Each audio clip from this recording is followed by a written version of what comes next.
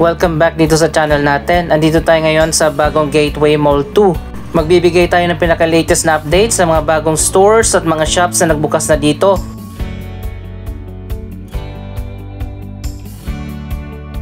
Ito nga pala yung bagong red gate na entrance papasok sa Araneta Coliseum.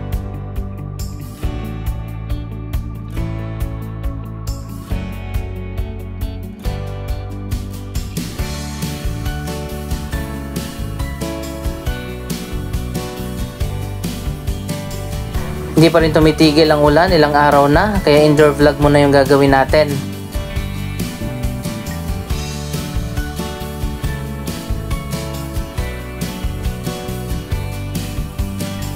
Dito sa ground floor ang pinakabagong atraksyon ng Gateway Mall 2, ito ang indoor lagoon na may fountain.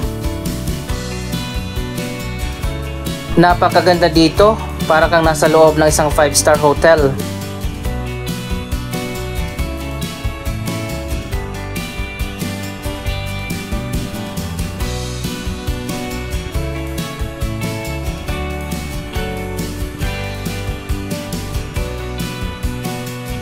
Sa paligid ng indoor lagoon, may iba't ibang mga upscale restaurant.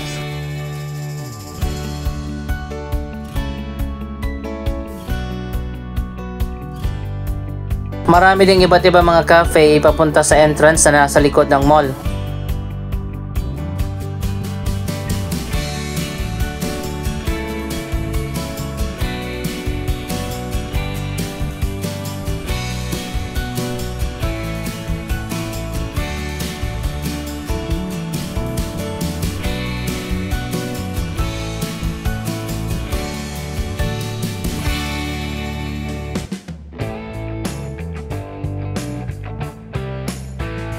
So ayun guys, makikita nyo naman sobrang lakas ng ulan. Para sa mga hindi pa nakapunta dito, lumipat na ang Shopwise sa bagong Gateway Mall 2. Ito na ang bagong location nila sa lower ground floor.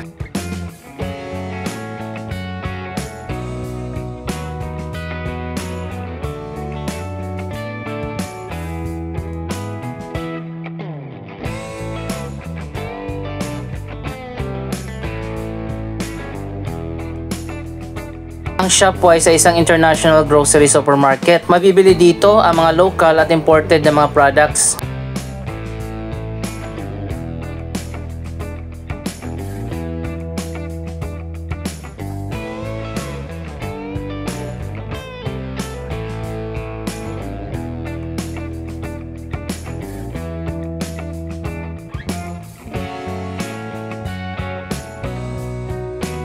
Napakalawak din pala ng bagong Shopwise dito sa lower ground floor ng Gateway Mall 2.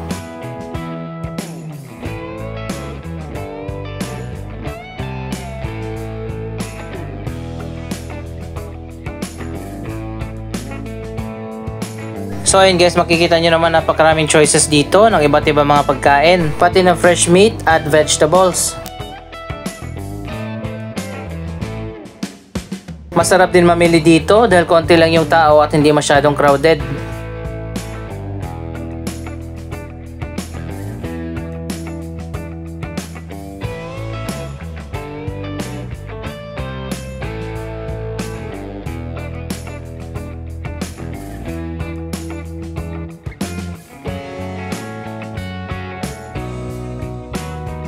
Dito naman tayo sa taas, iba't ibang mga health and wellness shops ang nagbukas na. Isang napakalaking gym ang magbubukas dito, ang Surge Fitness at Lifestyle. At dito sa kabila, marami pa mga wellness shops ang nagbukas na rin.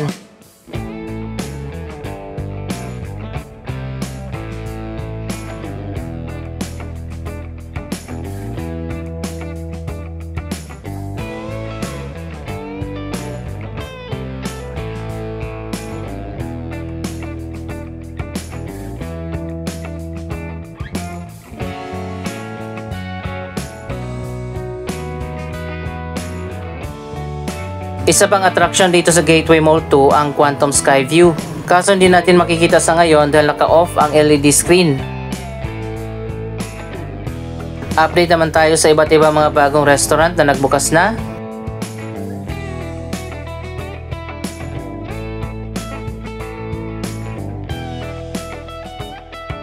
Marami na dito mga Japanese, Korean at Chinese restaurant.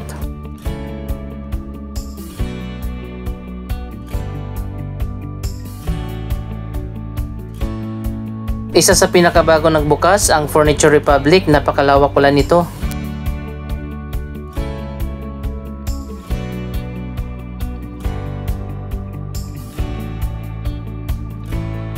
Dito naman sa level 4 makikita natin ang time zone.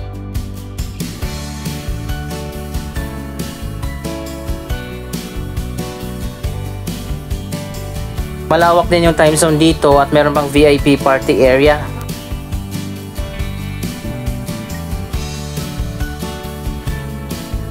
Pwede ka mag-celebrate ng birthday dito.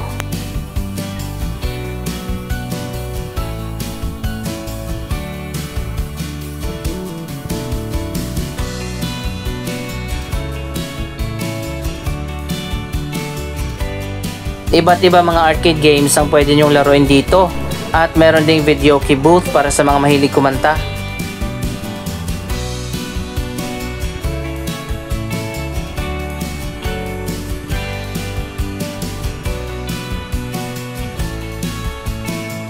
May bowling area din pala dito.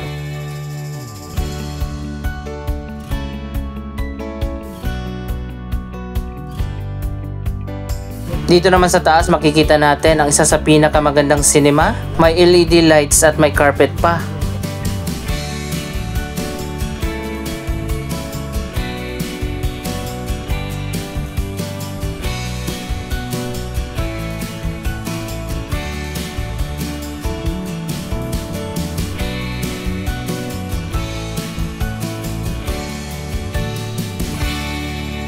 Sa kabuuan, nasa 18 na ang cinema ng Gateway Mall. Kasama na ang mga cinema doon sa Gateway Mall 1. Dito naman ang ticket counter at snack area.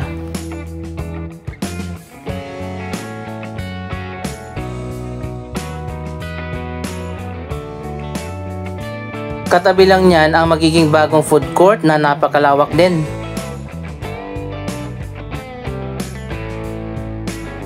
Sa ngayon kasalukuyan pang ginagawa ang bagong food court.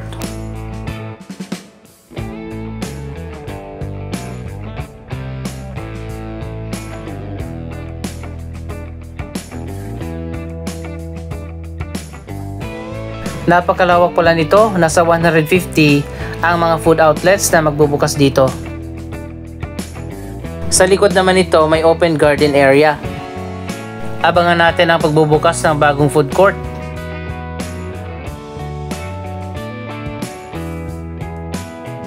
Connected din dito sa Gateway Mall 2 ang bagong Ibis Styles Hotel.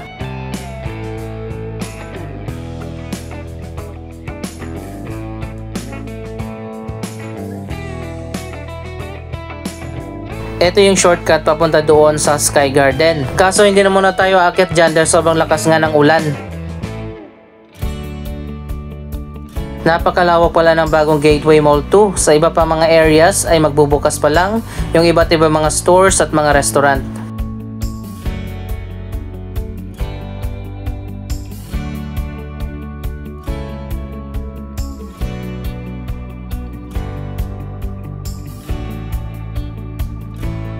Sa iba pang level ng mall, marami na rin mga stores ang nagbukas na.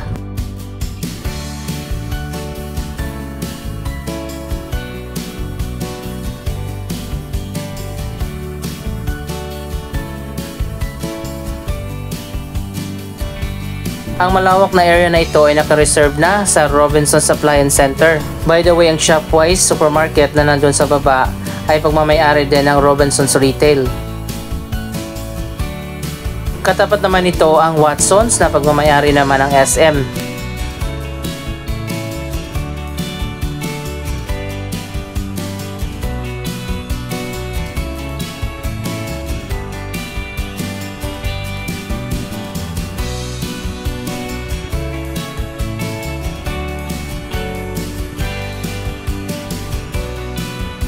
Walang event sa ngayon dito sa atrium kaya naka-off ang giant LED screen ng Quantum Skyview. Maganda dito at maliwanag kapag nakabukas yan. Iba't iba mga restaurant pa ang nagbukas na dito malapit sa atrium.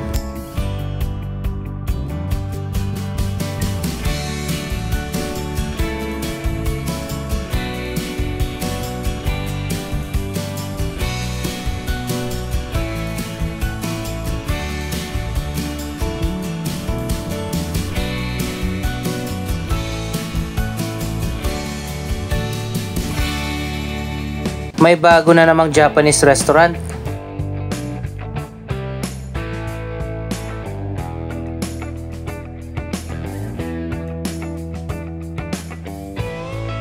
Ito naman ang modern na palengke. Makakabili ka dito ng mga fresh fruits at flowers. Pero mas modern ito dahil meron din mga restaurant sa loob.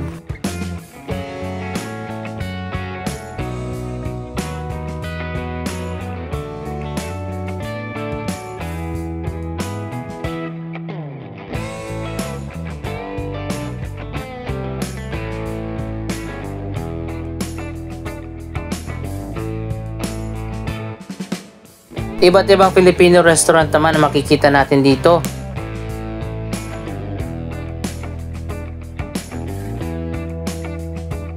Napakaganda rin ang interior design dito sa loob ng palengke.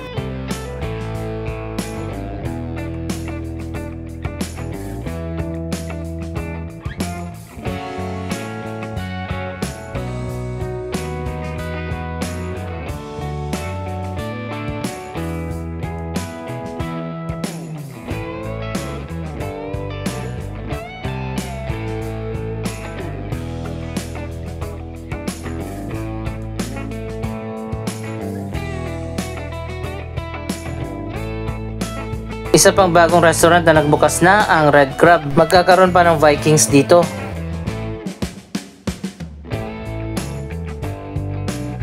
Unang nagbukas dito sa loob ng mall ang iba't ibang mga sports at fitness brand.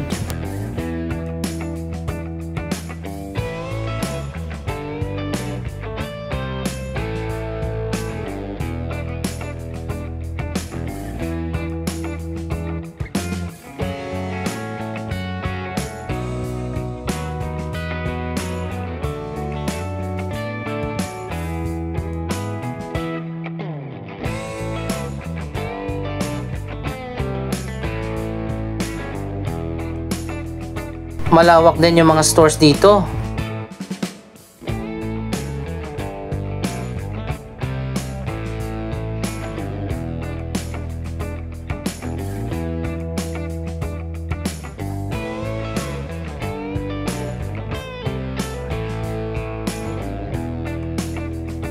Ito naman yung iba pang mga upscale restaurant.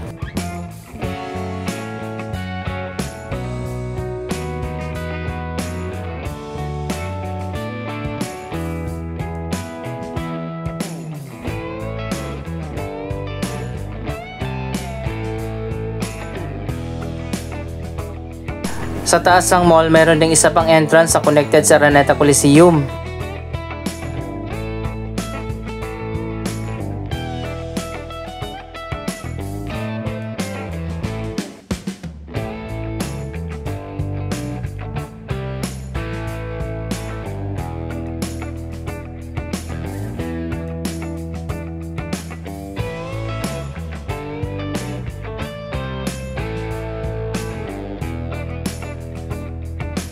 So ayun guys, napakarami ng iba't ibang mga stores at mga shops ang nagbukas dito sa loob ng Gateway Mall 2.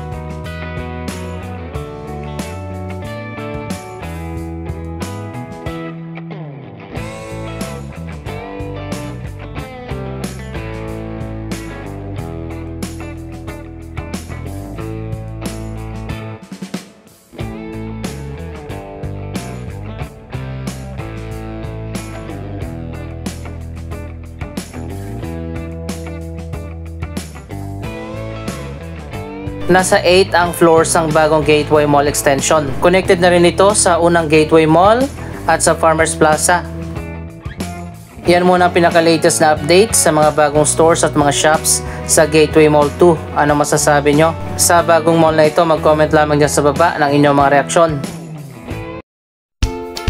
Maraming salamat sa inyong panonood. Don't forget to like, share, comment, at subscribe. Thank you for watching.